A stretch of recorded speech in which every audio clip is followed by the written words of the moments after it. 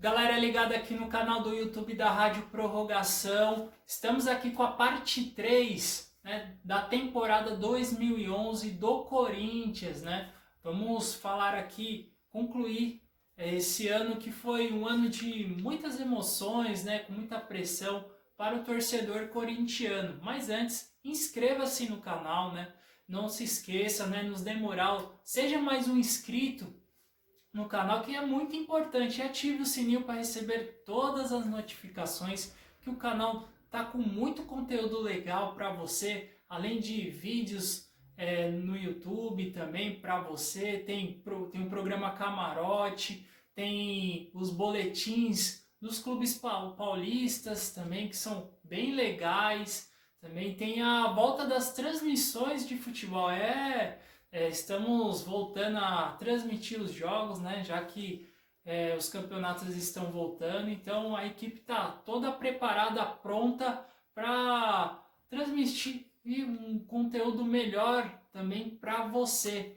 E antes, né? Deixa seu joinha também, comente nos vídeos o que você está achando dos vídeos, o que você acha, qual o feedback que você poderia nos dar, né? Que é muito importante para a sequência do canal, tá bom? E também siga as nossas redes sociais, vai estar na descrição do vídeo. Você entra, siga a gente nas redes sociais também. Vai também ter na descrição do vídeo o WhatsApp.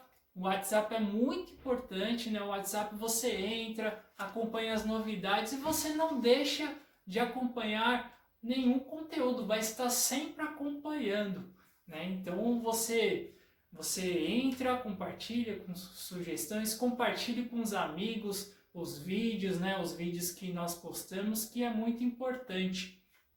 E vamos falar também da parte 3. Mas antes, falamos também da parte 1 e da parte 2. A parte 1 falamos sobre a transição de 2010 para 2011, né? Falamos também sobre reforços, sobre algumas saídas importantes, como a saída do Roberto Carlos, como a aposentadoria do Ronaldo, como a sequência ali do Campeonato Paulista até as fases finais, chegando ao vice-campeonato também. E na parte 2 falamos sobre o início, né, do Campeonato Brasileiro, o bom início do Campeonato Brasileiro, depois na segunda parte do primeiro turno a oscilada, indefinição dos goleiros. Mas se você quiser ver o link, né, das duas partes, eu vou deixar na descrição do vídeo, né? Você entra, você vê as duas partes, você pega as informações completas e depois você retorna aqui para acompanhar essa parte 3, tá bom? Então vamos lá, começando ali a parte 3. O Corinthians ele terminou o primeiro turno com 2 derrotas ali para o Figueirense e para o Palmeiras, né? Perdeu para o Figueirense no Pacaembu por 2-0 e na última partida perdeu para o Palmeiras lá em Presidente Prudente por 2-1, perdeu o clássico, né? Então o Corinthians ele vem no turno já um pouco pressionado, né? Porque começou bem, depois começou a oscilar muito na questão na parte final do turno. Então o Corinthians, já com sempre forte pressão, começou o turno ali contra o Grêmio.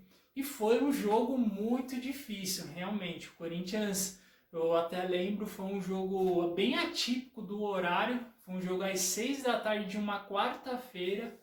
O Corinthians jogou contra o Grêmio. Então o corintiano que saiu do trabalho já foi direto para o Pacaembu para assistir o jogo e foi um jogo muito sofrido. Realmente o Corinthians acabou ganhando por 3-2 com gols do Chicão, do Paulinho e do Ramon. E o Corinthians, parte do jogo, ficou com 2 a menos e segurou forte a pressão gremista. Então o Corinthians voltou a vencer no retorno, depois enfrentou o Coritiba lá no Couto Pereira, perdeu por 1-0.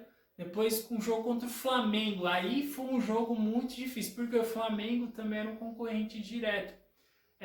Vale uma curiosidade, uma peculiaridade aqui nessa série, que neste campeonato não somente o Corinthians estava brigando ali na ponta, mas 5 times estavam almejando ali pelo menos o título. Flamengo, o Vasco, Fluminense, Internacional e o São Paulo. Só que assim, essas 6 clubes além do Corinthians, né, esses 5 clubes além do Corinthians, eles estavam com um duelo muito equilibrado rodada por rodada. Então, nunca tinha um líder que disparava entre 5, 10 pontos. Não, era se um time ganhasse, subia, o outro um perdesse, descia 2 posições. Então, era disputado rodada a rodada.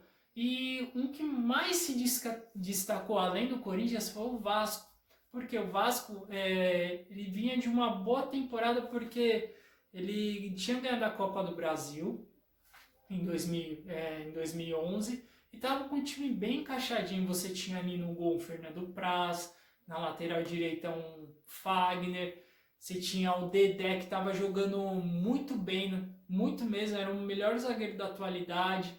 Você tinha um Ramon, você tinha um Diego Souza, que também estava jogando muito bem, o Felipe, Éder Luiz e Alexandro.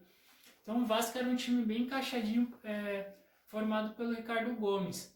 O Ricardo Gomes ele tinha se afastado do comando técnico do Vasco porque ele tinha sofrido um AVC durante uma partida contra o Flamengo na última rodada do primeiro turno. Com isso ele saiu e veio o Cristóvão Borges para substituí-lo, mas o Cristóvão Borges só seguiu o trabalho. Então era um dos concorrentes do Corinthians. O Corinthians ele enfrentou o Flamengo e o David até abriu o placar por 1-0. Depois o Liedson, né, ele virou o jogo para 2-1. Acho que foi nos últimos 20 minutos ali, o Liedson empatou, depois virou já no segundo tempo. E o Corinthians acabou vencendo. Foi uma vitória muito sofrida, muito suada e muito importante para a sequência do campeonato. Vale destacar também que o Liedson, durante essa campanha, ele foi muito importante, porque dentro do destaque ali do time onde ele pôde se destacar, você tinha jogadores como o William, como o Emerson Sheik, como o Jorge Henrique, jogadores de lado que eram muito rápidos e técnicos e que tinham um jogo vertical muito eficiente. Então, muitas jogadas do Corinthians era por esses jogadores, por esses pontas, seja cruzamento, seja com tabelinhas em profundidade. Então o Liedson ele se beneficiou muito e fez muitos gols. E é um jogador que se colocava muito bem. Apesar de não ter muita estatura, era um jogador que fazia muitos gols de cabeça, era um jogador que se antecipava a zaga para arrematar, para chutar. Então esse foi um dos grandes destaques, né, do Corinthians para a sequência do campeonato. Depois ele enfrentou o Fluminense, né, um outro confronto direto, acabou perdendo. E eu acho que aí que foi um ponto importante. No começo do retorno, o Corinthians ele oscilou muito entre vitórias, entre derrotas, vitórias, derrotas. Teve essa sequência entre vitória contra o Grêmio, derrota contra o Coritiba, vitória contra o Flamengo. Aí já derrota para o Fluminense e derrota no Clássico contra o Santos. Eu acho que aí desencadeou ainda mais uma pressão forte no Tite. Acho que do jeito que o Corinthians estava assim oscilando muito, era capaz do Corinthians não conquistar o título e ter muito perigo de não ir para a Libertadores. Se o Corinthians não fosse para a Libertadores, a pressão ia aumentar e ia ser um ano desastroso por tudo que aconteceu. Então, depois que o Corinthians perdeu no Pacaembu para o Santos, o Tite ficou muito pressionado realmente. Eu acho que depois ele ia enfrentar o São Paulo, Corinthians, no Morumbi. Se o Corinthians perdesse, com certeza o Tite, a chance dele continuar seria mínima, porque o Corinthians já não mostrava um bom jogo, alguns jogadores importantes tinham caído de produção, Eu acho que esse jogo, assim como aquele jogo contra o Palmeiras no Paulista, depois pós-Tolima, acho que foi muito importante. O Tite foi muito inteligente. No jogo contra o São Paulo com sua torcida vinha para cima também. E o Corinthians ele se fechou, esperou ali e acabou segurando o empate por 0-0. Até um bom resultado por tudo que aconteceu. E pelo menos o Tite deu uma leve respirada para o jogo seguinte, foi contra o Bahia. Jogo de 1-0, gol do Emerson Sheik, que eu acho que foi um jogo muito importante para manter o Corinthians estabilizado ali na briga. Sequência após sequência, teve o jogo contra o Vasco. Na rodada seguinte, um jogo lá em São Januário, um confronto direto, né? Um confronto diretíssimo. Então, o Corinthians saiu atrás 2 vezes, o Vasco saiu com 1-0, depois o Corinthians empatou com o Alex, depois o Vasco saiu na frente de novo por 2-1 e o Corinthians empatou com o Danilo.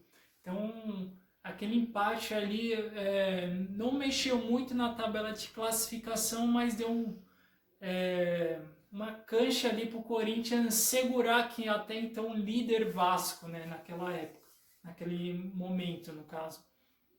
Pois eu acho que o Corinthians ele se afirmou. O Tite ele conseguiu encontrar uma linha de zaga ali e é importante ressaltar que ele tirou o Chicão e colocou o Paulo André. Então ele colocou com o Leandro Castan, Paulo André em dupla. Veio depois com o Fábio Santos e o Alessandro, com o Ralf e Paulinho. Aí que ele revezava um pouquinho com o Alex ou Danilo, porque ele não abria mão ou do Jorge Henrique ou do William. Às vezes entrava o Emerson Sheik para fechar a linha também de 3 atacantes. Mas ele variava muito entre Jorge Henrique, Emerson Sheik e William com o Lee Edson. Então, muitos jogos vinham Danilo, ou Alex, ou jogava os dois com o Lee Edson e o William com somente 2 atacantes. Ele sempre fechava bem a linha de frente para poder marcar. Então, o que se notabilizou o Corinthians foi a compactação dos seus jogadores de frente, de jogar perto e de ter mais toque de bola, poder trabalhar jogadas um perto do outro, em jogadas de linha de fundo, com pressão. O Corinthians é um time que marcava muito, né? Principalmente no começo dos jogos, assim, o Corinthians se notabilizou por fazer uma blitz, né? O que foi consequente à próxima rodada, que foi contra o Atlético Goianiense. O Corinthians só no primeiro tempo fez 3 gols, fez 3-0 no time de Goiânia, com gols do Leandro Castan, do William e do Alex. Então ali se afirmou com o Corinthians brigando ali pelo título. Então o Corinthians ele foi muito confiante para a disputa dos próximos jogos. Depois teve um tropeço em casa contra o Botafogo, acabou perdendo por 2-0 e veio um jogo muito importante. Foi contra o Cruzeiro, lá em Sete Lagoas. O Paulinho acabou fazendo 1-0 para o Corinthians. Acho que ali foi um jogo que não abalasse a confiança da equipe, principalmente na reta final, onde você ia ter adversários muito importantes, né, como o Internacional.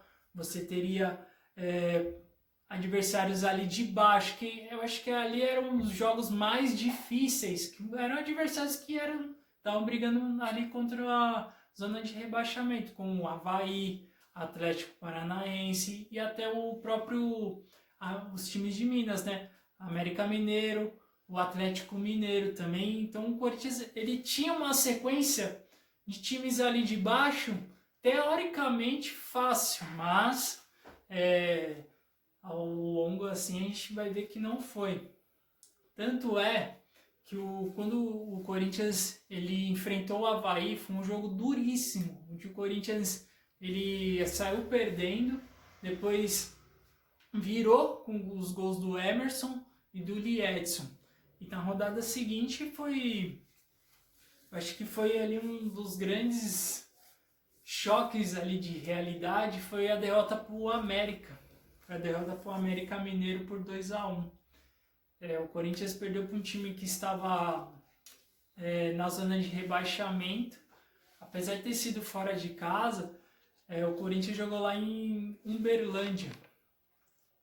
E eu acho que ali foi um dos grandes times, um dos grandes marcos ali do Corinthians, porque serviu de um alerta, né, pro time, né, porque perder para um time que está brigando ali poderia ser fundamental para a perda do título, mesmo vencendo outros jogos.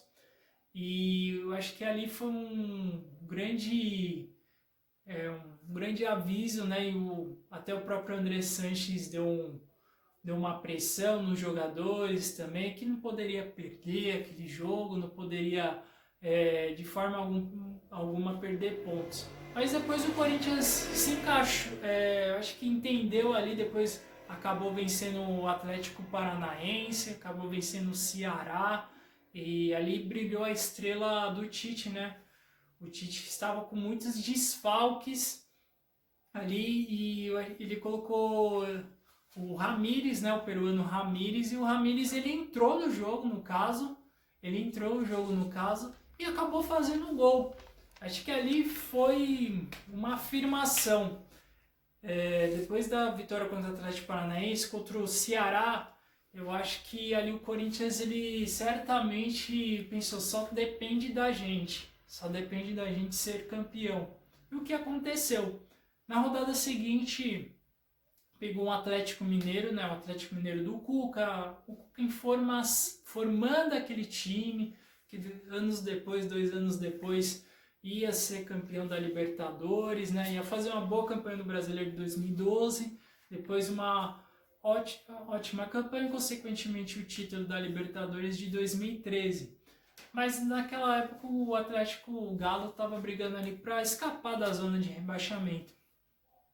E foi um jogo muito difícil, né? O Leonardo Silva acabou abrindo o placar, né?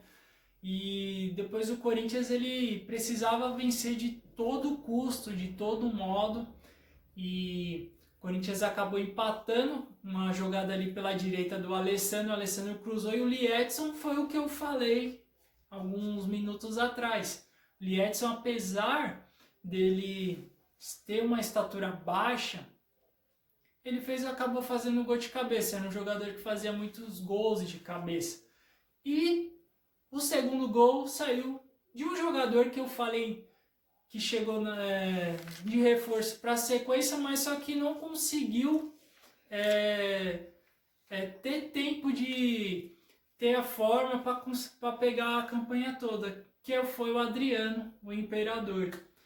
O Adriano ele chegou em março, mas teve muitos meses para tentar recuperar a forma. O jogo contra o Atlético Goianiense foi a estreia dele, ele entrou em alguns jogos, como o do Atlético Paranaense, mas contra o Atlético Mineiro ele acabou fazendo um gol, e um gol muito importante para o título, né? Uma ótima jogada do Emerson Sheik, um jogador que entendeu o Corinthians, né? Então o Emerson Sheik ele foi muito importante, principalmente na reta final do campeonato. Ele acabou achando o Adriano com um toque no momento certo, e o Adriano pela esquerda ali só viu a saída do goleiro e tocou por cima, onde o Corinthians acabou virando e a torcida explodiu para Pacaembu. A atmosfera foi muito forte e o Corinthians estava muito, mas muito perto do título brasileiro. O Corinthians chegou naquela altura a 67 pontos. Então o Corinthians ele só dependia realmente dele para ser campeão, né? Para ser campeão brasileiro. O Vasco ele tinha 65, até aquela altura ele tinha 65, e o Corinthians, com a vitória sobre o Atlético Mineiro, a 67. Então o Corinthians ele até com empate na rodada seguinte, com empate, com uma derrota do Vasco, seria campeão. O que levou à próxima rodada, o Corinthians enfrentou a surpresa, o Figueirense, né? O Figueirense que fazia uma ótima campanha naquele campeonato, né? E lá no Orlando Scarpelli, em Santa Catarina, em Florianópolis, em Santa Catarina, foi um jogo duríssimo, muito equilibrado. O Corinthians acabou vencendo por 1-0, gol do Liedson, uma ótima jogada do Alex. O Corinthians chegou a 70 pontos e o Vasco, ele estava empatando até aquele momento com o Fluminense, era um clássico carioca também, e estava empatando e o Vasco chegando a 66, o Corinthians tinha vencido com 70, mas o jogo que estava simultâneo estava rolando. Só que o Vasco acabou fazendo um gol no finalzinho, o que levou à última rodada. A última rodada, o Corinthians ia enfrentar o Palmeiras, que já não brigava mais nada pelo campeonato. Acho que a única motivação do Palmeiras era não deixar o Corinthians ser campeão. Então, o Corinthians ele enfrentou o Palmeiras do Felipão, tinha Valdívia, Marcos Assunção, mas o Corinthians tinha alguns desfalques, né, importantes, como o Ralf também. O Ralf fazia uma parte ali muito importante, mas o Corinthians ele soube ali segurar bem a pressão, e vale destacar que neste dia o Sócrates, um grande ídolo da história do Corinthians, da seleção brasileira, disputou a Copa de 82, aquela seleção inesquecível de 82, jogou a Copa de 86, jogou no Corinthians na época da democracia corintiana, foi um dos principais jogadores. Naquela madrugada daquele domingo 4 de dezembro, o Sócrates ele faleceu, ele já estava internado, ele faleceu de choque séptico, né? Que é uma infecção generalizada. Então o doutor Sócrates não aguentou e faleceu, né? E no jogo a torcida e os jogadores do Corinthians, eles antes do jogo, né, homenagearam o ídolo corintiano, né, com as mãos levantadas para cima, que era um símbolo, né, da comemoração do Sócrates após os gols. Quando ele fazia os gols, ele levantava a mão, né? Então levantava, né, o punho, né, dele para comemorar, era a marca registrada do Dr. Sócrates. E um jogo muito disputado, nervoso. Aí o jogo era simultâneo, se o Corinthians perdesse e o Vasco ganhasse, o Vasco seria campeão. E o Vasco tinha largado em vantagem em relação ao Flamengo, que estava jogando também, ganhando por 1-0, e o Corinthians empatando. Se o Corinthians sofresse um gol e perdesse ali, o título seria perdido.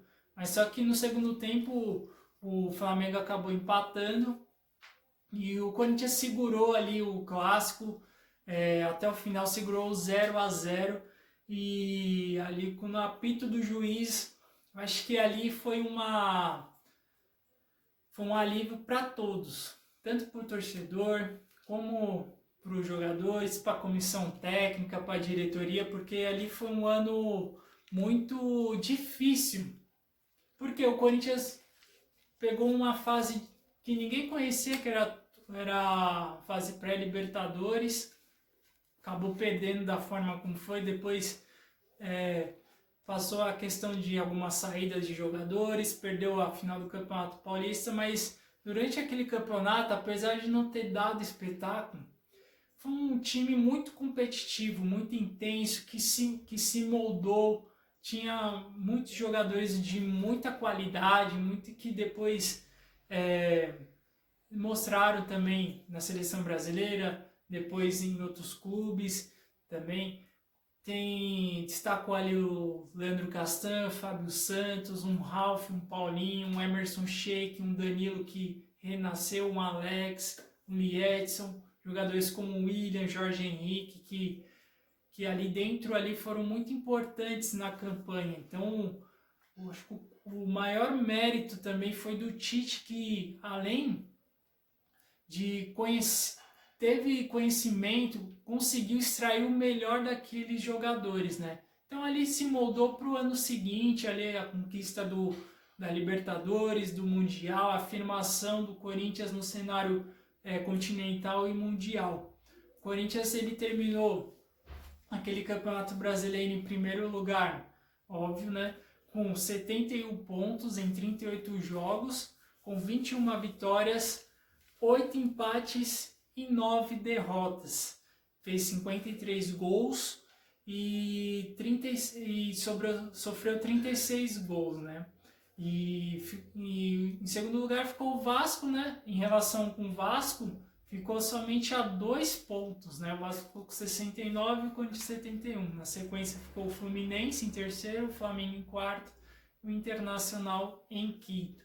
E os artilheiros do time foi o Lee Edson, que fez 12 gols, o Paulinho, que eu falei que foi uma grata surpresa, principalmente nesse começo do ano, no começo do ano para a sequência do ano, com 8 gols. Depois veio o Alex, o Emerson Sheik com 6, depois o William com 5 e o Danilo com 3. Então foi uma campanha muito consistente e forte do Corinthians. E espero que você tenha gostado e comente aqui o que você achou dessa campanha, o que você achou desse retorno do Corinthians, quais são os pontos positivos, os pontos negativos, qual foram outros destaques que eu não citei. Comente aqui, cite algum momento daquele ano que você estava, se foi para o estádio, algum momento marcante durante aquela campanha. E não se esqueça, né? Deixe seu joinha aí, o que você achou do vídeo, que é muito importante. E se inscreva no nosso canal também, não deixa de se inscrever e ativar o sininho para receber todas as notificações, que tem muito conteúdo legal para você, beleza? Então eu sou o Alan Gomes e essa aqui é a Rádio Prorrogação, a informação além do óbvio.